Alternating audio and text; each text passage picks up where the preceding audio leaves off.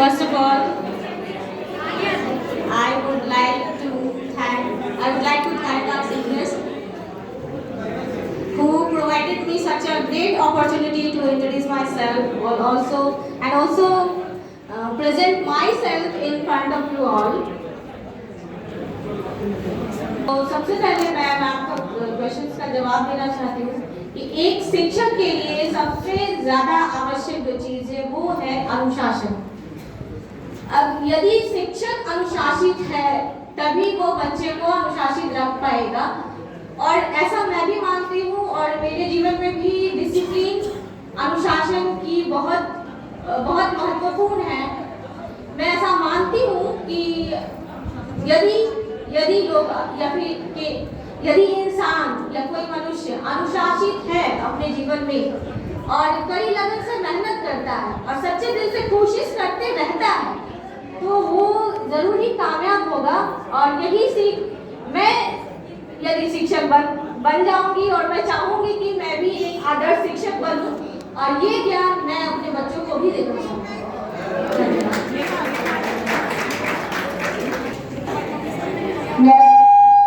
प्रश्न है कि अगर आपको तो आप क्या करना चाहेंगे और क्यों करना चाहेंगे? सुपर पावर दिया जाए तो पहले तो मैं पूरा जो गरीबी है उसे खत्म करना चाहूँगी। नीचे तबके के जो लोग हैं उन्हें मैं ऊपर लाऊंगी, यही करना चाहिए। अगर मुझे सुपर पावर मिले तो किसी को गरीबी से जूझना ना पड़े। क्यों थक गए हैं क्या? आज का बारी है, एक बार जोरदार ताली होनी चाहिए भाई। One question Arya sir.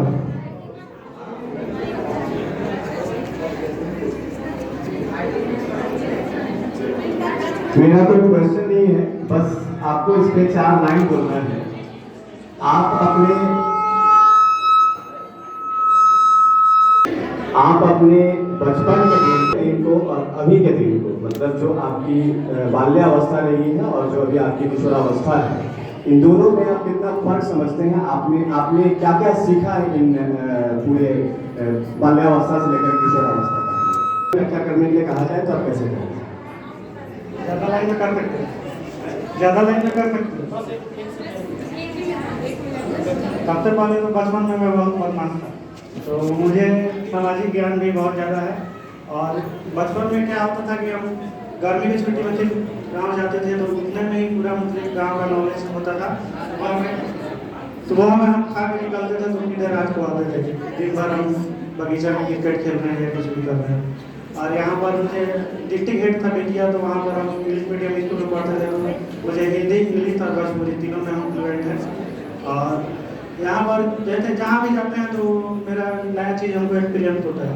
जैसे बीएड में हम आए तो हमको पता चला कि हम एक्सट्रोवर्ट हैं, सबसे किसी से भी फ्रेंड बनाने में हम एक्सपर्ट हैं, किसी को फ्रेंड बना सकते हैं।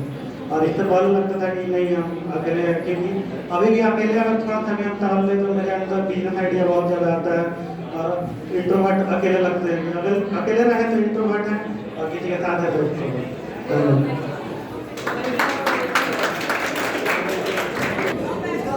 अगर आप शिक्षा के क्षेत्र में कुछ महत्वपूर्ण बदलाव करना चाहेंगे तो क्या करना चाहेंगे और क्यों?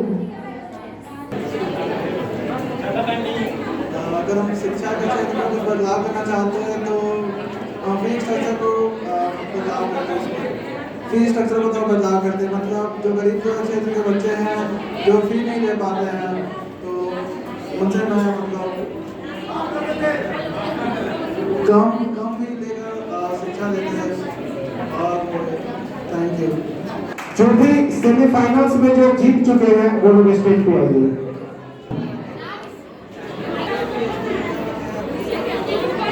हेलो, हम ये पूछना चाहते हैं कि कक्षा में अगर कोई कठिनाई हो तो उसको कैसे सॉल्व करेंगे आप?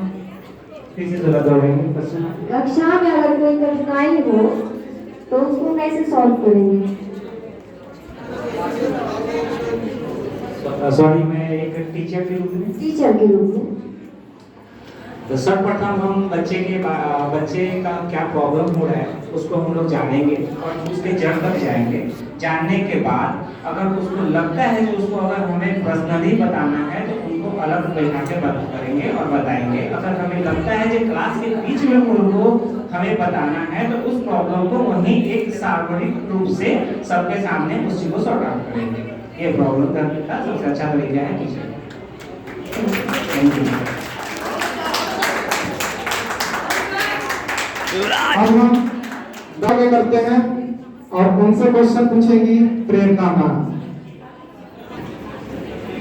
कौन सी ऐसी चीज है जो बांटने से बढ़ती है?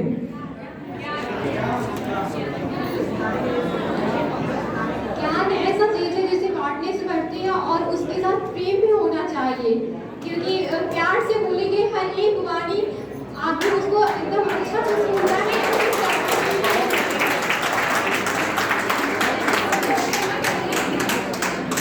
अब हम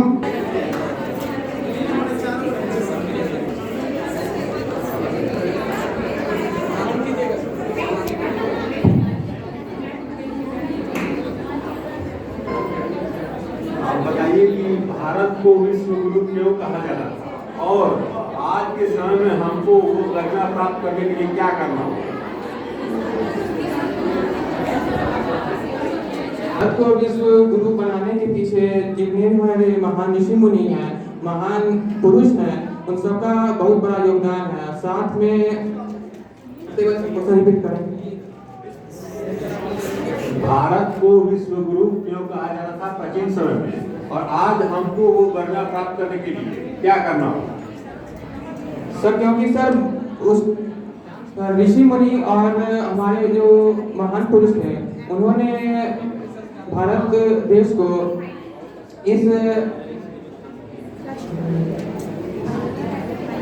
स्टेज पे सब पहुंचाने में बहुत बड़ा योगदान उनका रहा है। और अभी के टाइम में हमें कहीं भारत देश को उस स्तर पर कहीं पहुंचाना है तो सबसे पहले हमारे अपने शिक्षा व्यवस्था को सुधारना पड़ेगा और कानून व्यवस्था को सुधारना पड़ेगा और साथ में हमें हमारे बच्चों को प्रेरणा देना चाहिए कि वे अपने भविष्य के लिए समर्पित रहें और हमारे देश के लिए बहुत बड़ा योगदान दें। धन्यवाद। बहुत बहुत धन्यवाद आप सभी का। मेरा आपसे प्रश्न है कि मॉडर्नाइजेशन और वेस्टर्नाइजेशन में डिफरेंस कैसे कीजिएगा अगर आप एक वुमेन हैं तो? सबसे पहली बात तो मॉडर्नाइजेशन के रहन सहन और उनके कपड़े वेस्टर्नाइजेशन से बहुत अलग होते हैं। उनके बोली विचार और बहुत सारी ऐसी क्रियाएं होती हैं जो उनके अलग होती हैं और उनकी संस्कृति भी उनसे भिन्न होती है।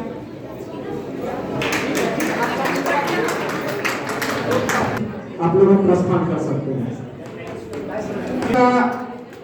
नंबर आप लोगों का जमा हो रहा है और बस प्रतीक्षा कुछ क्षण के लिए, उसके बाद अनाउंस होगा बीएड और डीएलएड के 2024 और 2026 के फ्रेशर्स और मिस फ्रेशर। तो जोरदार ताली से स्वागत कीजिए उन लोगों का।